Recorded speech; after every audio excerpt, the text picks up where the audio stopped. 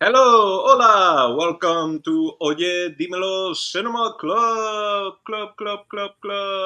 My name is Don Dino Spezzini. This is Jason Eccles, and we also have pum pum. We got ourselves a Marina and a JP Saruno.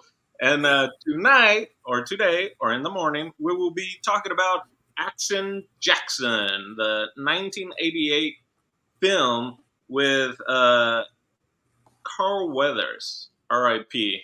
It also has Craig T. Nelson, coach. It has Vanity, Sharon Stone. I mean, this Bill Duke. This it has Biff from Back to the Future. It has everyone from the '80s and '90s that you would want to have in a movie. I picked this film because it's Carl Weathers has recently passed away, and it's a film that kept popping up over and over again, and I just felt like what better time to watch it than now. And I'm so glad that I finally seen this film, and I can't wait to talk about it with you guys. So, let's get first reactions, initial thoughts from our lovely friends, and let's start with JP. We haven't seen you in a while, JP. Are you Nah, let's not start with me. Okay. Okay, here's my first thought. all right? We're starting with Marina. Then you're on mute, but yeah, go Oh, ahead. okay. He was about to start. No. Um, so you know me, girly girly. So I had to like start this, be like, what the fudge, and then rewind it and, and start over. It was like took me a second to kind of understand what was going on, like what we were fighting for. Um, but overall, I think like the for 1988. My first impression on like the action itself, like the fighting scenes, it wasn't too bad. Like at first, when like the guy fell out of the building with fire, I'm like, oh gosh, like what are these effects gonna look like? But over time, I really enjoyed like the fighting and of it all. I'm not super into like this genre, but it's still once I got like connected to the story and knew what I was rooting for, I definitely enjoyed it. First time watching it. But yeah. All right, thank you. Let's JP, are you ready now for your first impression? You're still on mute. Sure, why not? Okay. So I can't say that I didn't hate the movie because like I actually had a fun time with this movie. This movie was a fucking cartoon to me. That was my first impression. This movie was a goddamn cartoon, and the way that they start off this movie lets you into that world immediately. So I'm just glad that it wasn't anything too much of a surprise. It's so weird because I can't tell like whether or not all that was in earnest or if they meant to be like a serious action movie. So, but all in all, it was a fun time. I of course watched it with Michaela, and I mean they liked it more than I did. Um, but For the win. oh god, I can't. I honestly can't say that I didn't have a bad time. Also, if you're gonna watch the movie, stay focused on the movie because I was in between text messages for the shoot I was doing the weekend of, and I could have sworn I was only on that message for maybe like less than a minute. And as soon as I got back to watching the movie, I was like, "What the fuck is going on?" So, but all in all, I'll give it an early rating. I say a B minus. It was fun. Nice. Okay. That's kind of what I was saying too, like about having to rewind. I thought it was going to be one of those movies where I could work and just like be like, I missed everything. I had to completely start over. Yeah, there are some serious jumps in this movie, some serious transitions that happen quickly. The movie moves quickly. Yeah. Well, Jason, how about you give us? So, my first impression, my first initial thought. This is my first time seeing this movie. It's sort of been on my long list for a very long time. It's one of those movies I saw the video box to since I was like a kid. Action Jackson. I knew he was a black, 1980s sort of superhero cop kind of guy. Like, that's all. Uh, Watching it, I was figuring maybe, well, before I started watching it, I kind of figured, oh, this is going to be like a latter black exploitation type film. It feels like it's built with that. It feels like that's it's next to those movies at the video store when you're growing up. But this thing was more like a 1980s action, trying to be comedy, action comedy. In the veins of what was really popular at that time, like Beverly Hills Cop and 48 Hours, and you know, Weathers at a point doesn't really take himself too seriously in this thing, but he's a serious dude, and he means business, and that's why he's Action Jackson. It's all there. This movie is just like action, and I gotta say, if you're going to talk about this movie, you got to talk about the action. It's all practical. We're not talking like CGI in any of this. All these explosions, these things are happening. There's stunt people. There's mannequins flopping around. Like there's all types of beautiful things happening, and that I really admire because you guys know me. I say it all the time. I really miss practicals. I miss like doing it for real. CGI you can do anything and it's controlled, but there's something there's some movie magic about watching an explosion happen and watching an actual stunt person fly through a wall. Like that's incredible, right? So we were thankful that these sacrifices happened to give us this entertainment. Um, yeah, so that was like my main impression. I was most impressed by that. Carl Weathers. This is him probably like his biggest celebrity. Like this is like the top of his game. This is him coming off of Predator. And this is him coming off of the Rocky movies. So like he's like his big star or whatever, and we'll probably talk about that a little bit later too. But all in all, I would say I like this movie, and as of right now, like I liked it a lot more than I suspected I would, and it felt more modern than even I suspected it probably would have. There's some zany stuff, and it does feel like a comic book, and it feels like intentionally like there's moments where you're like, I don't know if this thing knows what it is, but I think at that time it knew exactly what it was, and I think it did pretty well at what it was trying to be. Nice. Yeah, I kind of agree with all of you guys. I'll give my first impression. It's definitely the first time I saw this.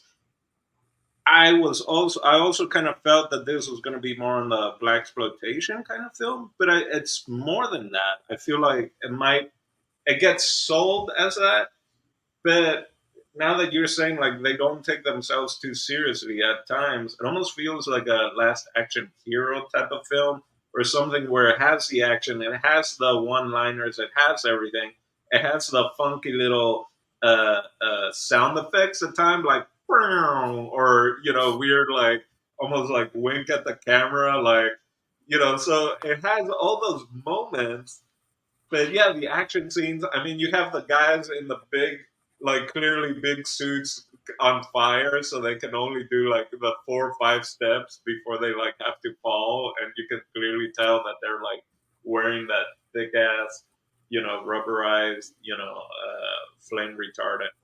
So yeah, I was super surprised, and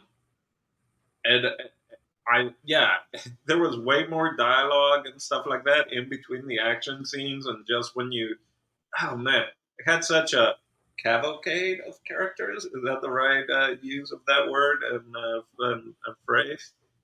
So many great little sidekicks, side characters that I can't wait to get talking about. So yeah, I think we all kind of agree on that kind of front of it being just this fun. Um, Late 80s getting into 90s kind of action film. That being said, how about we just get going into uh, favorite characters?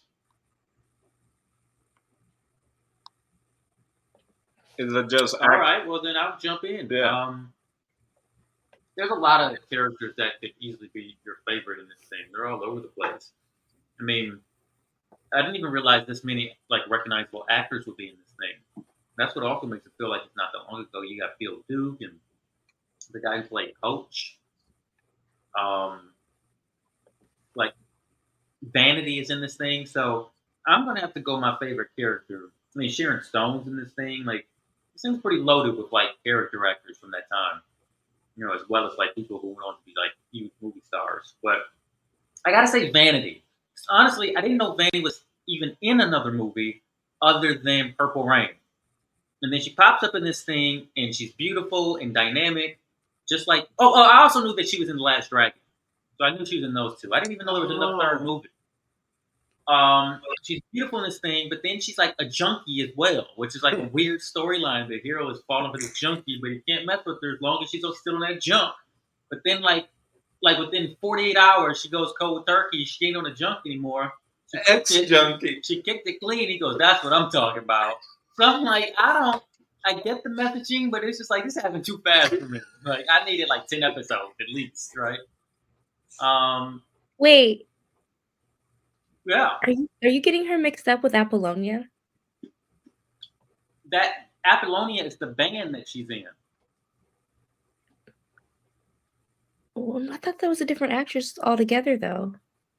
Apollonia, Vanity is in Apollonia. That's Princess Protege. Okay. I thought there was another girl in that movie, but all right, never mind. This was a gem for me. I had no clue until I looked at the poster before we watched it. I was like, "Oh, that's Vanity," and I got really excited because I thought Vanity was only in 2 movies. Then I looked her up, and she's in a bunch of movies actually.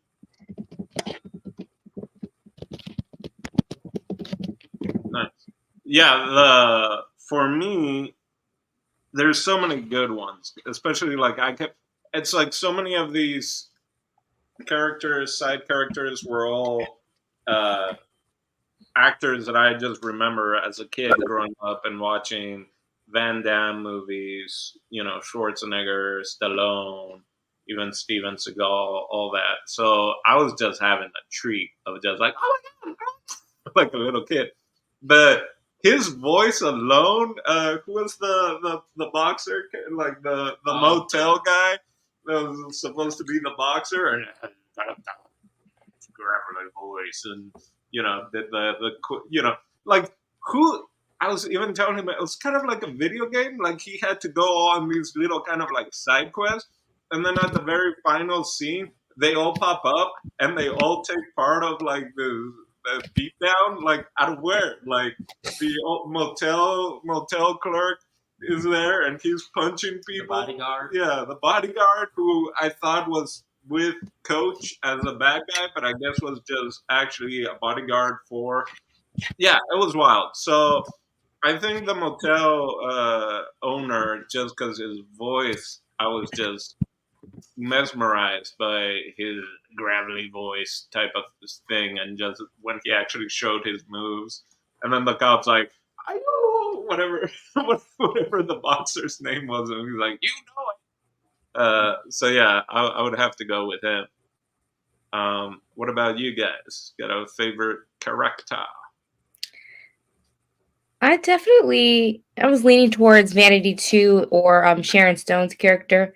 I'm sad that she got killed. I don't know. I didn't think that was gonna happen. I was like, oh no. Yeah. Yeah. What you got, JP? What? She got murked. Oh, she got murked. Yeah, she got murked. I was Sorry. like, no, nothing doing our girl like that. But I do feel like in a movie that's so chaotic, I do feel like the women kind of help the story. It helped you have something to like follow along and root for. Like I wanted Sharon to be safe. I wanted Vanity to stop putting whatever she was putting in her leg. Whatever Yeah. concoction that was of drugs. I was just really happy and rooting for her. Um, I definitely liked when they were at the pool table and she got him out of that situation by saying like, "This is my brother," and he's a little touched, you know. It was pretty funny.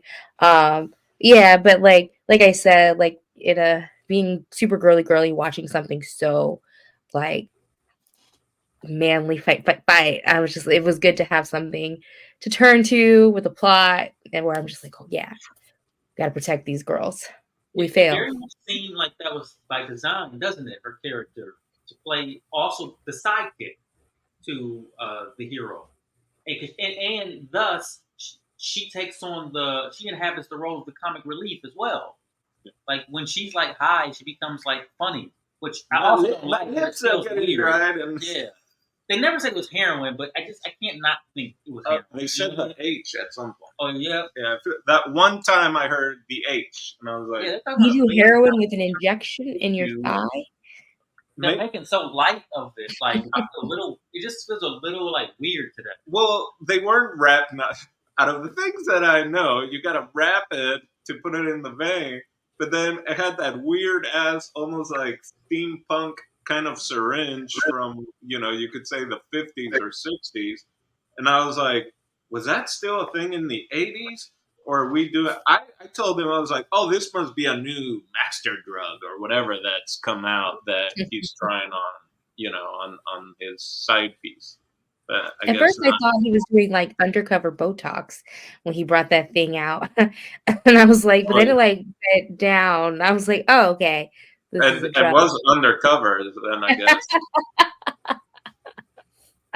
What about you, I also JP? wasn't expecting to see that much nudity. Like I keep thinking, like TV was so strict, and like we keep finding these gems where I'm seeing full boobies, and I'm just like, wasn't expecting that like at all. I'm gonna be It was honest a with pleasant surprise. you. Listen, both of those women, or all those women, they're all beautiful, no Yeah. doubt about it. But Dino heard me say it multiple times. It just felt gratuitous, and oftentimes I use that word or I hear that word in relation to movies. I don't always feel like I know what it means. Like, because I haven't experienced it so blatantly Right. gratuitous. Yeah. None of the nudity in this movie is necessary on any level. The story can be told exactly the same without these women having to go, out there like that. Now, don't get me wrong. I'm not being a prude about it, and anybody who wants to show their body to anybody, I don't care. He took pictures of the screen, so I mean, I took pictures of Carl's titties. there you go. Speaking of gratuitous, when they have him chained up, he's chained up without a shirt. I'm like, does he need to be chained? I was like, oh, they're about to torture him. No. Like, no, just chained up, and then just a moment for him to flex. I forget why, but he like, No, they were about to put fire on him. right, but you don't have to take a shirt off to light him on fire. The shirt's gonna still. They thought they wanted to torture him. Well, that's what I thought. But it just felt like, oh, we're just gonna fill him up with fire. Oh, anyway. Point being, yeah, you got to see Carl as well. I did feel, yeah, that's why I thought it was more in the black exploitation kind of thing, because that's what they always say. It's just action and tits, basically. But that was almost any '80s R-rated action scene. And muscles. Yeah, kind of like a B movie type of thing. But I also feel like these type of movies will always exist as long as there's like teenagers who want to get out of the house and see action anywhere in the world. Yeah. Because like the movement speaks so much to it. And even with a movie like this, where you have the weird kind of music where it comes in to let you know who the bad guys are, or who the comedic relief is, or when there was an uh-oh type of thing.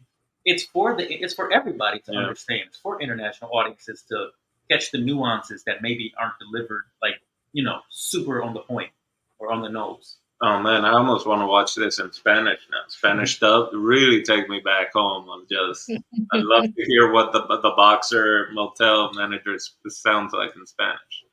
JP, favorite character? It was the hotelier guy. Like that guy was so fun. But also like that one kid that the two cops tell the story. I was like, oh, but you're gonna meet action. You're gonna meet action. And you thought he'd be like a throwaway character, but no, they use him like 3 times in the movie, and he ends up at the very finale too, where everyone that he met just decided, you know what, we got actions back. Yeah, he kept coming back as a gag. Just like he was about to steal, and then he sees action through the window, and he's like. So can someone explain that character to me? Like, why is he in a tuxedo at the end of the movie? How did he get there? He was working the. He was. He was working the yeah, hors d'oeuvres or whatever? Yeah. Okay, I missed a flash of that. That's what I figured, that he was just there, Yeah. either infiltrated or Do you guys agree with that? I bet there's a deleted scene with him and Chewbacca taking out a stormtrooper and then taking the outfit. I would love that. Like they ran out of budget and they were like, "You want to come back on set?" JP, so who was your favorite again? Oh, it was the hotelier and also the kid that just comes out of like three times in this movie, just because like at first I felt like he overstayed his welcome until the third one where he's in the hotel too. Is like your action, Jackson. Like that moment redeemed it for me. It was like okay, he gets it. You kind of knew, like after his second appearance in the movie, you're like, well, there's got to be a third. And after the third, I'm like, oh, he's just gonna keep popping Yeah. up. This guy, he Right. lives in this neighborhood with everybody else. All right, nice. I want to go to the next thing. Is going to be let's do favorite scene or favorite action sequence. They can, because there's some funky, fun, like either dialogue moment, or also if you just want to go action scenes. And there's so many over the top. So I'm gonna let you do like, if you want to do like, because I'm thinking of two specific action sequences Yeah. that. So if you got two or whatever, you can just bring them up. I'll start with one just before I forget about it, and then we can go off of there. But where he is with, I think it's Sharon Stone's character, and then the taxi tries to run them off. Right, that's with Sharon Stone, not with the Vanity. And he runs down a taxi cab while he's running in the middle of the street, and then the taxi gets on the sidewalk. And then, because they did say that he was a track star, a track and field runner star or whatever at some point, for Harvard graduate also. And so he's running the cab on the street and then jumps on a hood and does the silliest kind of like, ooh, and is able to land on the top of a taxi and hold on, and then break the window, and then the taxi guy is about to shoot him, and he's like, "Don't shoot me, come at me, come at me." I'm like, "What?" So I'll start with that one. So we could either talk a little bit about that, or if you guys have another just crazy action scene you guys want to bring up, yeah, feel free to. I guess for me, it was like that random group of men that were hitmen, but also looked like they were the people on Queen, like they were about to hit us with some Bohemian Rhapsody real quick. Like everything they did was hilarious. I just wanted them to like have like a solo guitar act when they were done assassinating people. I was like, what a random group of hoodlums. Like who like interesting casting. But everything they did, like the beginning scene where they're like taunting this man and they just take out his secretary or whoever she was to him, the boat scene with them, like it just was like their hair is like perfectly in place when they were finished, because they have band practice right I, after. I said Queen. We rewound also a couple times, and one of them was them in the boat scene because there's the explosion and they're on the little raft, and there's just one shot of the flames going up, and there's the one guy that has the most heavy metal rocker blonde hair. Yeah, And they look freaking sick on that boat. Oh, I can't even be mad at y'all. Like bad guys or not, like rock out. Yeah, they got leather. They all got a leather outfit or accessory on. Like they mean business. Like, You just I want think it. they could hit squad. You just wanted That's them what to they look roll like. off like You know that they look like they were in a music video at that moment until Yeah. he reminded it. He does. yeah. Yeah. I was just like, this is such a random. I'm not even scared. Like, where's the show? How can I get tickets? Like, just Oh don't kill me. God. This movie very much I takes that video game art of storytelling all those were bosses that he has to get past in order to get to the main guy. And How about you, JP? You got yourself a little. I wish there was more scenes with those ninja assholes. Yeah. Because also, like, it was a good way to start the movie. Just so like you get like, again, you find out, oh, this is a weird ass world, and I immediately knew, oh, this is gonna be one weird movie. Is when they're trying to kill the target, all he has is a Glock, but for some reason the ammunition in that Glock is like missiles, because everything he shoots just blows the fuck up. And it's like, what are these guys carrying? And it keeps on going throughout the movie. Whereas, like, if it's not action that's shooting, everyone else who's shooting, for some reason, it's just hellstorm, just like hell on earth and whatever. I wish there was more scenes with those guys, but that one's my personal favorite. But I think the one that is just like, wow, that is Action Jackson, was the taxi scene. Like, the fact that Carl Weathers just tells that guy, is like, come on, you don't want to use the gun, that's for pussies, is Oh man. It was good. Thank God they didn't give him a gun and they set it up real quick. It's like you ain't gonna use your gun, Jackson. You're no longer Lieutenant Jackson. You're like the worst Jackson, worse than Jermaine Jackson. How about you, Jason? although that is a great scene in the movie, and it really does grip you like any '80s action scene. Because you're like, how is this gonna resolve itself? And also, like, again, the practicals are awesome. There was a couple times where I saw a dummy hanging onto the back of the taxi where there was an explosion in the background. I was like, that's awesome. Oh yeah, the explosions happening. What?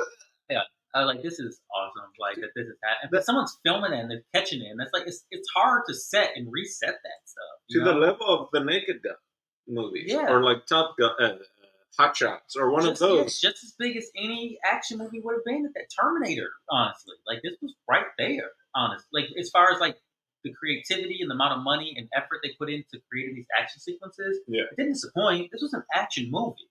And it's not really, it kind of comes off as a B movie, but this is really an A movie. This is a hit movie. We'll get into numbers later, but this was not like some junk that just went away in one weekend. This stuck around for a minute. But my favorite scene is a scene that kind of, it's so telling, and it gives so much character description about what we're getting into with this particular villain. Is when the bad guy, the main bad guy, shoots up the trainer that comes to his house, and he has no mercy on him. So he hires this guy essentially to come in and train him. But then he like wants to fight this dude and scrimmage him or whatever, spar him. When the dude gets the best of him, he's like, "No, we're basically fighting to the death in my house, and my security's here too to jump you if you win," kind of vibe. So this dude didn't really have a chance, and he's going to cheat to win no matter what. But then, like, the psychology of the guy, he's not going to lose. There is no lose. Everything is an unfair advantage, and he's trying to find the unfair advantage and trick. Even when he fights Action Jackson, he only tricks him to put the gun down because he doesn't have a shot without it, right? And his only goal is to get the gun back from Action once he puts it down. Like, the whole thing to him is like, he's using what he has to win. And it's like, now I get what's like drives his character, what motivates him, to what end is he going to take this for the victory. I was like, that makes a great villain. They always say in movies, the villain, if you don't create a great villain, you'll never have a great hero. The hero has to have something that it has to overcome that doesn't really always seem like they likely will. And I think this villain provided that for Action Jackson, because at no point did I think his punches were going to sting more than Action's. Like, he might have some finesse in his style of fighting, but Action gonna knock him out. He get him with a too many knees. Action gonna get him. But this guy's willing to cheat. Or Action wasn't necessarily willing to cheat. But yeah, I thought that was a very compelling scene leading up to that big fight scene at the end. It tells you what you're about to get in this type of character. I am glad in the final scene where he's fighting Coach is that when he leaves the gun, at least Vanity is like, "What are you doing? Just shoot him!" Yes. And so She is many, the voice of reason. so many other movies that happens all the time, and everyone's like, "Yeah, okay, yeah, mano a mano." Like, Don't do it, that's action. yeah, that's literally the line, mano a mano. I was sitting here saying it too, like, action, shoot him! Shoot him in the face right now, action! No one's gonna fault you if you just kill him now. So ridiculous. And then Vanity's telling him too, and I'm like, this is ridiculous. Oh man. He was a really, aside from like the stuff you're talking about, he was a really hard villain. Like, because I think he came from such a family oriented, like when you think of him, you think of Coach. Like, I was just like, all right. But he All was right, a bad villain guy. there for a while in the '80s. I feel like also in some movies, those eyebrows, woo, those eyebrows are another level. I mean, he looks like a politician, like a fairly charming Yeah. man, kind of handsome for that type of guy, like strong, tall. He's a good villain. Well, he has the villain look for someone who's doing like white collared crimes and like, Yeah. like Perfect. like or just like the guy running, Minority Report with Tom Cruise. Like, he's the type Yep. of person where I would see him being a villain in like a non-physical situation. Like, Yeah. I definitely feel like they had to like make us believe he could fight with that scene where he's fighting his trainer. Because if that man had no professional training, you would be like, we're really gonna Yeah, have a fist why is he able to hang with Action Jackson? Kind of thing. And then at the end of What do that, you it's like Aaron's the lesson. Like, you broke his arm for no reason because you're just a dick. Yeah, if they didn't add that to the story, to me, he's the kind of villain that like his goons are the one doing the fighting. I don't know if you guys ever seen the movie The Three Ninjas. He reminds me of the villain there, like where like for a majority of the movie, and I'm talking about there's a few of those movies. The one where the grandpa gets kidnapped. The villain in that scenario, like the cheating thing, like getting like when him and the grandpa go at it, he knows the grandpa's gonna be fair, and he like throws like the sand in his eyes for the thing. Definitely give me like that same cowardly, doesn't really look like they'd fight look. Did you just watch that movie yesterday? How do you like? I haven't seen that movie in 30 I years. know, like 5 years old. I used to watch that movie over and over again. That was my first crush. Was Yes. Wait, Aw. that was your first crush? Who? the older son. What was his name? Colt. I Colt? think. Yeah, Colt. Because it Was was Colt or Rocky, Colt, and the little boy. Tom? Tom. I loved Colt. I love the one that didn't have a girlfriend because it was And they Rocky had Love. the mask, right? They each Yeah. got a mask. I gotta watch that again. I'm ready. Yeah.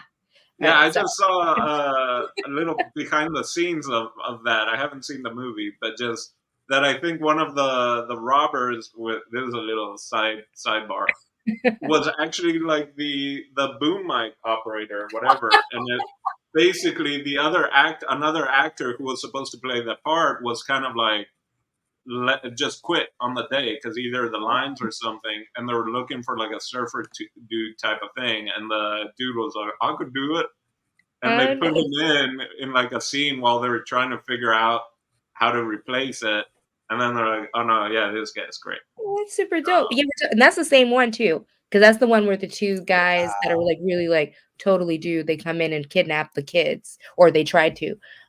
That's funny. But yeah, long story short, villain wise, if you guys watch that, this guy reminds me a lot of that, like very like white collar looking, but somehow they're in like this karate fighting type of world too. Oh yeah, RoboCop, all those movies from the '80s, there was some sort of karate, mix in there. Staying the staying in that final scene because there's so much. There's a sniper on the tree, totally like in the open, also, right? Not really come. Oh, what a great line! It's like the one black guy who's in the rock band. Coach is like, we're gonna send him to kill the guy, and a lot of people like me think all of you look alike. I'm gonna confuse you too. But then there's like not Christmas lights, but there's like party lights or whatever, and he like slides through that, and then that explodes. Like there's just so over the top explosions and stuff that I don't know how it happened, but I just kept getting more and more surprised by it. And then you have the car driving through hallways. Up the stairs. The car drove up. Like, listen, I kept telling Dino, like, this feels like a Detroit mansion. I didn't even mention the fact that it's in Detroit. Yeah. But we rewound just to see the beginning because of the opening shot. This is a Detroit mansion. It feels like one. It looks like one, And when that car busts through and starts driving up the steps of this mansion into, like, the hallway, into this man's bedroom, I'm like, what's happening for real?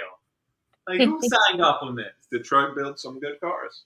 And some good stairs for the cars to get up, just in case you ever wanted a car in your bedroom. Why did the car fit in the house? Clearance anything. Like it cleared everything. No, he rammed the guy and pressed his body into the wall, put it in reverse, drove up the stairs, turned the corner, drove up the rest of the stairs down a long hallway, impeded by nothing, into the man's bedroom? And crashed the car in the bedroom without almost no scratch in the car. It's a little dirt. It's probably still harder to parallel park compared to that. Did you guys look up to see where this was actually filmed? Because I feel like they wanted it to look like Detroit, but I could have sworn I saw some LA scenes. It was okay. So yeah, as I was watching it, like I could tell the parts that were Detroit, but then there were certain parts, a lot of the car scenes, like this is LA. So I didn't look it up. That's a good thing. We should probably, look it up, one of us, before we get out of here, to put that. The telltale signs is the blue street signs. Like a lot of the establishing shots were not LA, Detroit, but I think almost all of the taxi pursuit was in LA. Yeah, that all felt like LA. I mean, the beginning when he jumps off the monorail thing, that's the people mover, like, and he's getting ready to rob people. All that's Detroit. A lot of the architecture looked like Detroit early in the movie. Like you said, probably just to establish what's going on. But I think all the more expensive, like permit stuff, probably shot in LA. I just looked it up. Filming locations, Los Angeles, California. For some reason, they give an exact address. It's 380 South San Rafael Avenue in Pasadena. For those are the exteriors of the Delphine's mansion. And then Detroit, Michigan for establishing shots. And the Renaissance Center in Detroit and Joey's Club in Detroit. The club. Didn't I say the club looked like a Detroit nightclub? Yep. Yep, that's cool. Yeah, man. Awesome place to pick. I mean, also you got to consider, like, there was a huge action movie right before this that was Detroit, so it was very popular at that time. RoboCop, one of the biggest to this day. RoboCop's still one of the biggest action movies ever. And there was Beverly Hills Cop. There was a lot of like action movies where Detroit just kind of kept popping up in the '80s. Like it was kind of a thing. Dirty, grungy, grimy. Yeah, it just kept happening. Oh, it was a Pontiac Fiero GT. It was actually a Pontiac. I was like, that was my first one. All right. Well, I'll leave this part open. You guys want to bring anything else up? Maybe that you guys saw somewhere else about it, or pre-final thoughts. I guess I'll keep it open. If not, we can go into budget stuff that I know Jason had kind of also seen at some point. I got my Rock Band Assassin Group thoughts out of the way. I'm trying to think. This thing was awesome 80s as well. It's awesome 80s, like pre-90s. Also remember what was going on at this time. Like at this time, this is like right before Michael Jackson releases the Bad album, right? Like just culturally, that this is what's going on. 80s music, think about Madonna, maybe Rhythm Nation, stuff like that just happened. Like, so like culturally, this movie is pretty interesting that it happened. And I ended up reading a lot about what went on behind the scenes after this movie came out. And there was a lot of, weird, things sort of transpired that kind of kept us from maybe making this movie bigger than what it was. One of which, so we'll talk about the budget just really quick so you guys know. On a $7 million budget, this movie cost, It ended up grossing 62 million worldwide, with the movie doing exceptionally well in a few European countries. So, like, the movie when it came out, it was during a transition of the studio that made it selling itself to Warner Brothers. And Warner Brothers didn't really know what to do with the movie because at the time, when it came out very successful, they were getting ready to launch Steven Seagal's career. And so they're like, oh, do we do an Action Jackson 2 or do we do this Steven Seagal movie? And so they were kind of throwing on that. And I guess, obviously went with Steven Seagal. But then this movie became really big overseas, and they're like, oh, maybe we didn't capitalize on the opportunity. So they went back and tried to make another movie. I forget the name of it, with Carl Weathers, where it was supposed to be an Australian character, but it's the character's full name. Yeah. And the movie, it kind of came and went in a week in America, but it did better over in Europe because in Europe they put Action Jackson 2 on the title. And it had no relation to Action Jackson 1 at all. They just changed the name for the European market to try to make their money off that. So yeah, this thing was kind of dead in the water, and that happened in 1992. So 4 years went by where Carl Weathers' career basically got stunted because he's waiting for Action Jackson 2 to come out, which was the obvious next step in the trajectory of his career making money. It just never happened. But he was coming. This is him coming off the biggest moment of his career. Predator. What was the other one? The Rocky franchise, and then this happened. Yeah. And this was huge, and just got washed away in the sands of time. VHS probably couldn't save it. So he played the guy that is like Michael B. Jordan's dad in the newer movies. Gotcha. I never really watched in full, at least the Rockies. I understand the premise and stuff, but I need to rewatch as an adult because it's one of those things, You should definitely watch Rocky. I recommend all people watch Rocky because to me, Rocky's the best sports movie ever made, and I think a lot of women kind of shy away from it because it seems like such a dude masculine movie.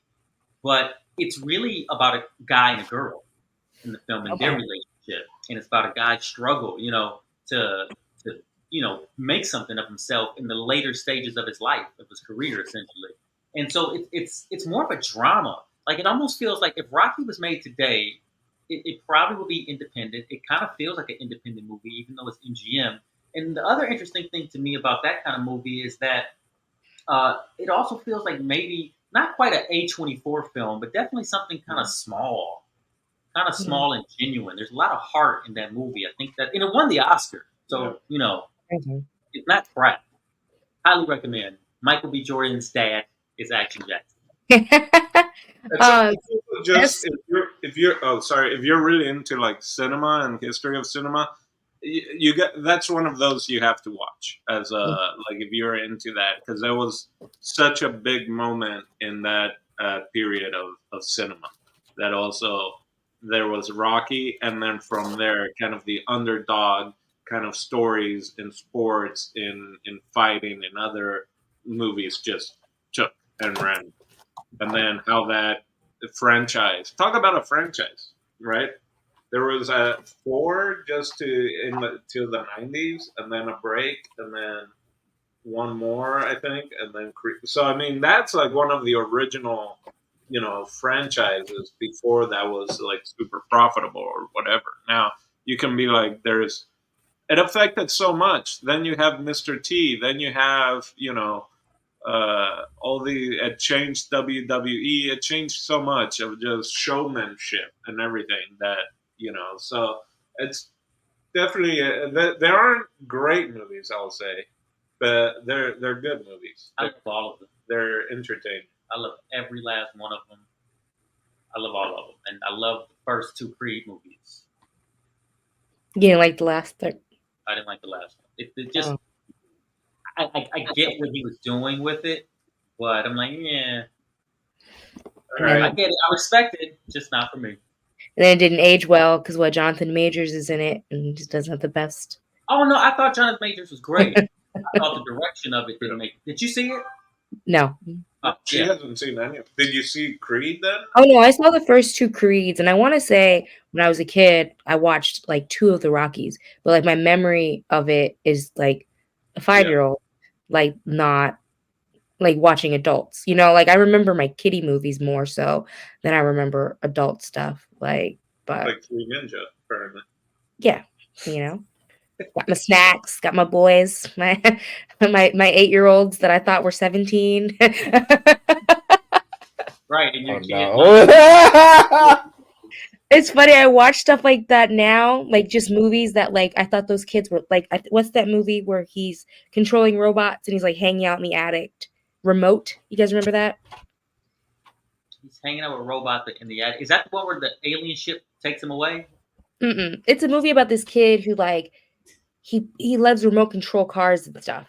And he goes and hangs out at this abandoned house and then these like robbers rob a bank and then they coop up there. So now he's like stuck there. But anyways, when I was a kid, I thought he was like grown. And I just watched that movie again a couple weeks ago and I was like this kid is like 12 years old. like, like this is so creepy. Like I'm really getting older, but It's yeah. so creepy. Which movie was that? Perception, but Remote. It's a good movie. But yeah, It's haven't a watched it. million dollar. What's it? Blank check. Blank Check. check for me. Yeah. Yep. He always seemed like a little boy to me, but Yeah, he was like short. I feel like he was I short. wanted to be that little boy, right? We all wanted to. Man, $1 million is like, man, he got him like a castle like man. Yeah. Anyway, okay, we're getting way sidebarish over here. yeah, we can go ahead and Get into final thoughts, unless you guys had No? others, anything. No. all right. Final thoughts it is. Yeah. Who wants to start? JP, you want to lead us off? And Sure. Why not? So you guys like yeah, it's a silly, dumb movie. It's so weird that we talked about Top Gun and all the other films because no, not Top Gun. What was the stupid one with Liam fucking Leslie Nielsen? Naked Gun. Naked. Yeah, the, The Naked Gun, where it's like this movie kind of felt like that, but not. It tried to be a bit more serious, so that's why I couldn't tell. Is it hokey? Is it a comedy? Like, what is it? But at the end of the day, it's just a fun time. It's so there's some really good one-liners in this movie, by the way. But because it's been since I saw it last week, I don't remember shit what were the one-liners. But there was moments while I was watching, I turned to Mikhail, I was like, that was a good line. That was it's a dumb scene, but it's a pretty good fucking line. So yeah, like it's a fun time, and you guys gotta watch Action Jackson. So, but no, honestly, fun movie, fun time for everyone. And like, if you're not a big like action fan or whatever, I think you'll still find like some fun in this picture. nice. All right. Boom. Okay. Boom. No. Okay, fine. I'll just be super quick. Did I like this movie? Facts. Would I watch this movie again? Probably. I would like to watch it with people. You know, if I were to, I'm not a big second movie watcher, but like I wouldn't like ever turn my nose up at this action. It's like every action '80s movie. It's just under the greats. I think it's just under like the diehards and the whatevers of the '80s. I don't know, Predators. It's very entertaining. You know, it's not that far removed from the top guys, and you know, I think it deserves its place as an honorable mention in that genre from that time period. It gives another level of respect to Carl Weathers. You know, R.I.P. Carl Weathers. Thank you. Yeah, it's terrific. I mean, this movie doesn't come without its own flaws, but I think they're all forgivable. For the most part. I can see like this movie could have had another dynamic or another dimension that could have been more dynamic if Carl Weathers was just a bit more charming. He's not as charming as I would want him to be to just really wrap this thing up. But I bet you he would have got it on the second try. I bet you in the sequel they would have figured out like, hey, this is some tweaks, and this movie could have turned into a pretty good franchise. I think maybe it's my opinion. But I did like this thing. I would recommend it to people who are fans of 80s action flicks, significant contributions in black cinema.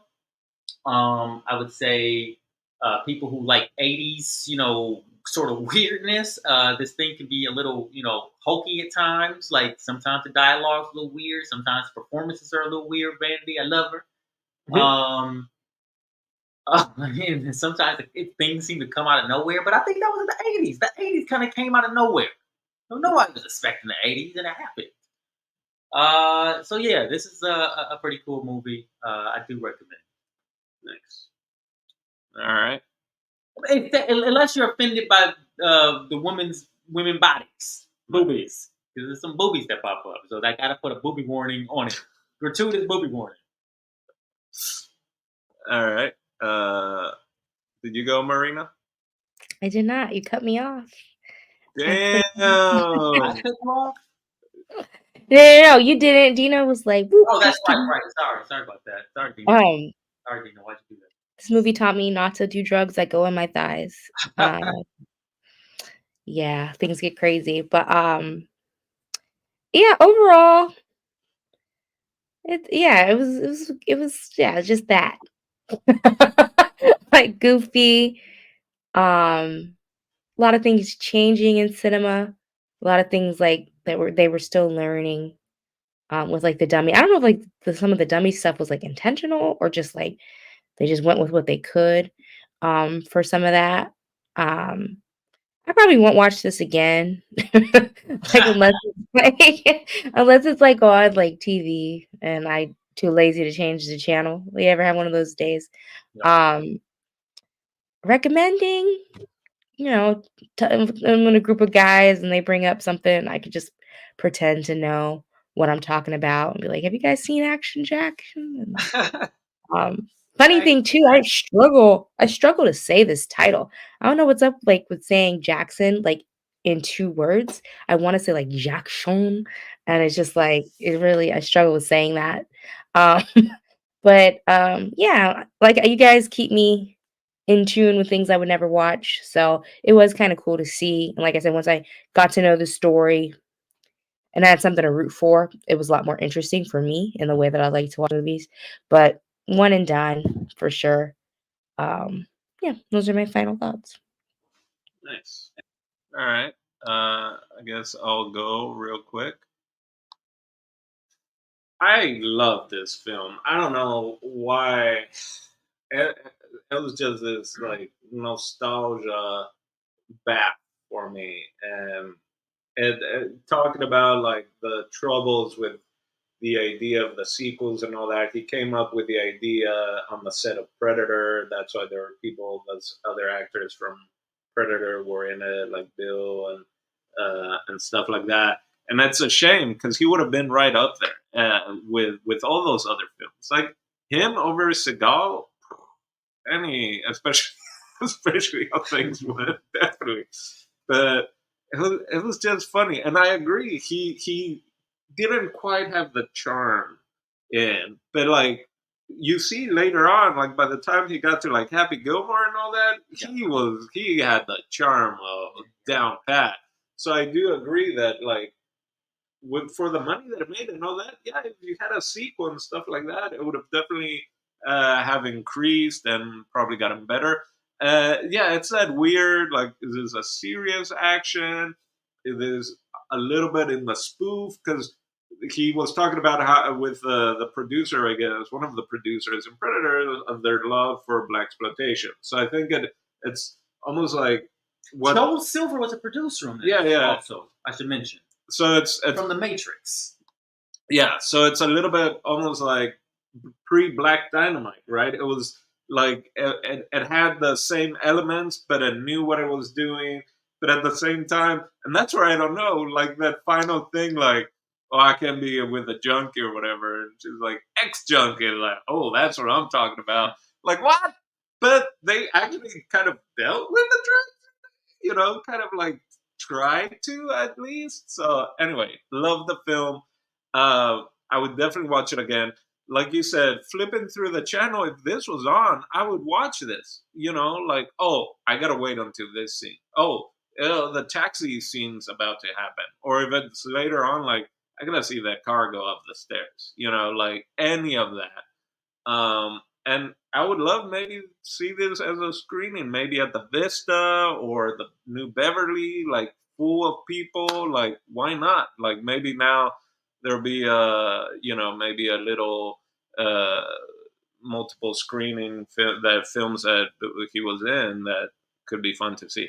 But yeah, Yeah, if I had a second run theater right now, I would definitely put this on the program for the month of February for sure. yeah. I think you could get people out to see this in theaters. This and Harry Tubman double feature, right? I like double features that have nothing to do with one another. Take us back a step, take us forward to. Yeah, there you go. Look how far we've come.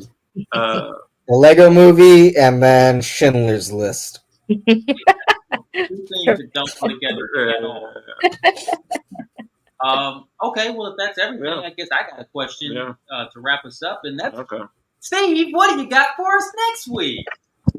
Next week, I don't know, because it's not my turn. It's insert name's turn. Is that your turn then? Oh, dude, I don't know. Oh, well, I have a film, I guess, here on cue. Let's see. Is this Steve's pick? Oh, is this it? Duets. Whose pick is it? I guess Marina's. Did I take your thunder, Marina? I'm sorry. I didn't know It's who okay. it was. It's all good. Picked a little karaoke movie. I want to say have a karaoke song ready. I don't know what that means, What did that go? but Yeah. it's Have a called duet. karaoke song ready? Is that what you said? Yeah. It might just be a question. It might Okay. be a performance. But now have your go-to karaoke song ready. All right. Yeah, Duets. I am Wow. shit at karaoke. What year is this from? 2000. Got Bernie Mac in it. Great. I can't wait. All right. And a very young Paul Giamatti. Oh my god. This is gonna be awesome. This is a bank. Is it a bunch of Oscar nominees and winners? Is that Gwyneth there? Yeah. All right. Damn. All right. Well, with that, my name's Don Dino Spazzini. We also got Jason Eccles, Marina, and JP. And this has been Oye Cinema Club. And we'll catch you next time.